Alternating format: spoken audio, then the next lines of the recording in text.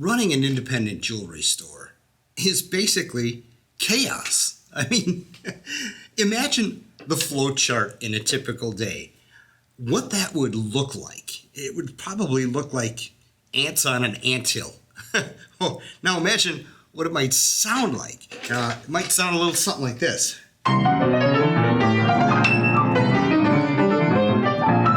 Not very pretty. Imagine at the end of the day, no wonder you feel like, a wreck. Look at that flow chart. Look at what independent jewelers have on their flow chart. I mean, you've got simple solder. You've got find that Savorite of my dreams, okay? Custom cushion cut diamond I'm looking for. Glue a bead in my grandmother's pendant. People with special circumstances. It's crazy. Employees and light bulb replacement. That's an independent jewelry store. Now, the result of that, of course, is tension, and it's chaos. And at the end of the day, no wonder you feel like a wreck. Now, imagine if we start to tighten that up and smooth out that flow chart a little bit, provide a little bit more harmony. What might that sound like? Well, it's not going to sound perfect, but it might sound a little more coherent, like at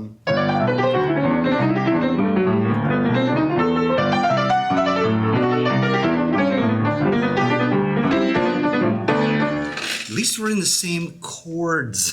At least we're in the same family of harmonies. Now, the bigger we get as a jewelry company, the more we want to grow, right? And the more we have to figure out how to turn this into maybe something like, as a dream,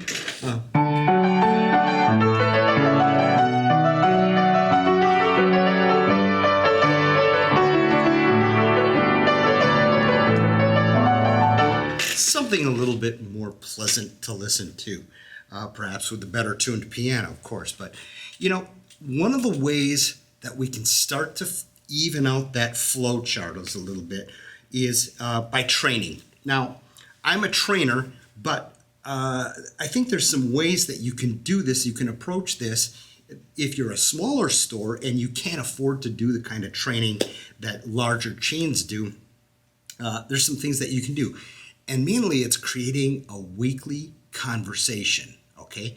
A purposeful conversation, all right? So the bigger we get, the more we're going to want to create those purposeful weekly conversations so that we're all on the same page in harmony.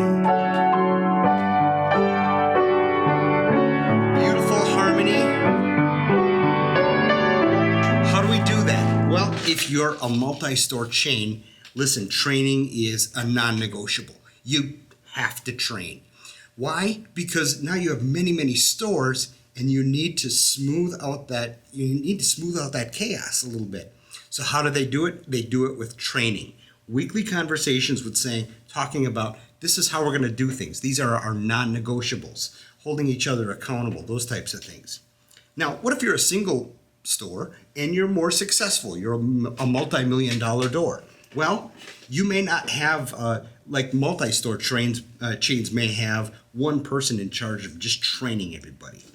But if you're a single store, you might have the manager or the owner or somebody on staff that's in charge of training, and you have a weekly meeting. And in that weekly meeting, you're talking about sales, operations, products, things like that. There's all those types of training to do.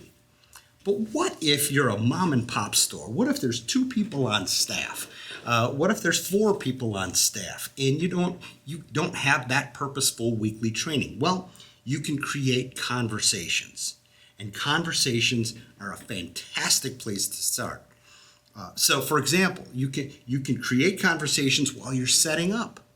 You can create conversations by putting somebody in charge of perhaps a topic of the week, okay?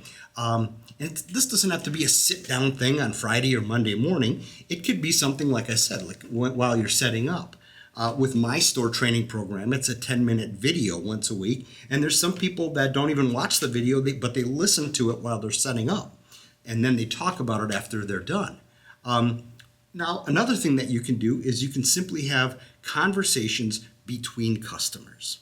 Okay? And these conversations you're not gossiping about the customer. You're talking about, how could we have done better with that sale? How could I have overcome objections? How could we have maybe turned that sale over, or team sold, or did an add-on? Those types of conversations. Can you imagine how profitable those conversations would be just between sales?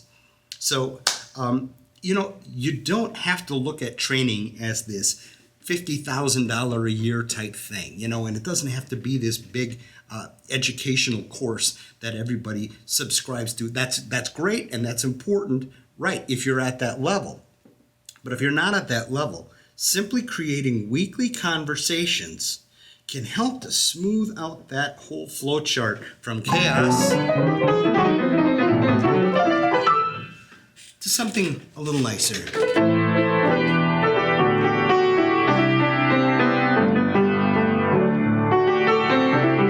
Imagine driving home at the end of the day if your day goes more like this. You're a happier jeweler, you're profitable, your team is happy, they respect one another, you have good culture in your store. By creating regular, weekly, and daily conversations.